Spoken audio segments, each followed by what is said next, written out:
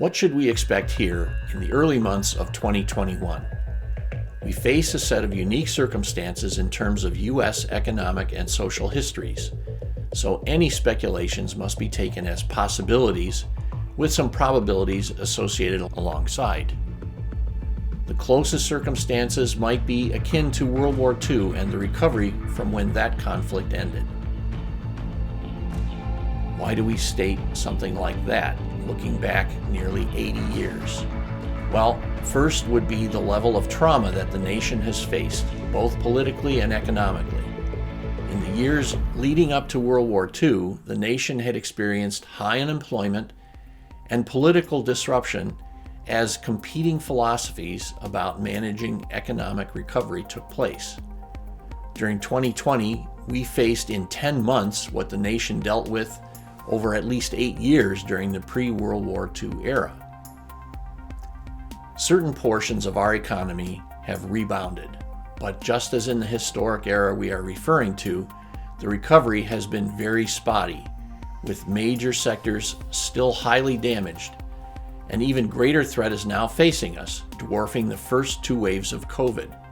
Casualties have already surpassed every armed conflict in our past, including World War II itself. But that is about to get even worse over the next few months as well. What effects will we see besides a resurgence in unemployment as the 3rd wave of COVID permeates the country ahead of the vaccines?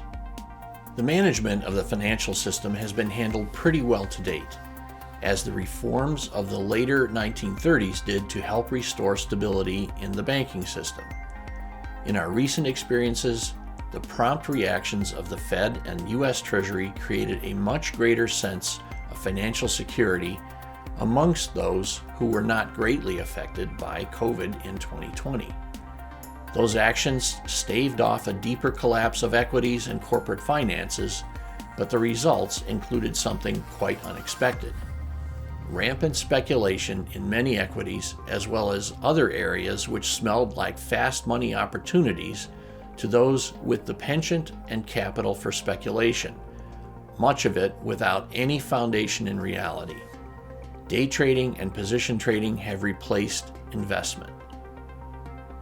So, things like Bitcoin and rhodium doubled, tripled, or more from January 2020 to January 2021.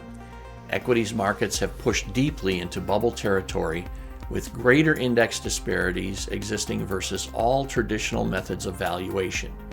Yields, PE ratios, index growth rates, and the valuation of equities against the actual size of the GDP.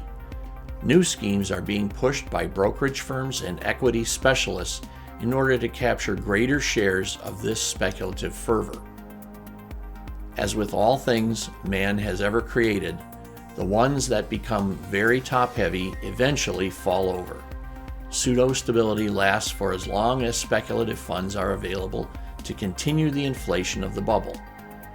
But what can show up to create an end to this speculative cycle? It may be a major political disruption. It may be a change of heart by the central banks to stop feeding the speculative frenzy with endless cash at near zero interest rates. It may simply be a final explosive bout of excess that convinces smarter money to stop playing the game, withdrawing air from the bubble and eventually leading to its collapse. But the process to get there may take weeks, months, or even up to a couple of years. We simply advise caution.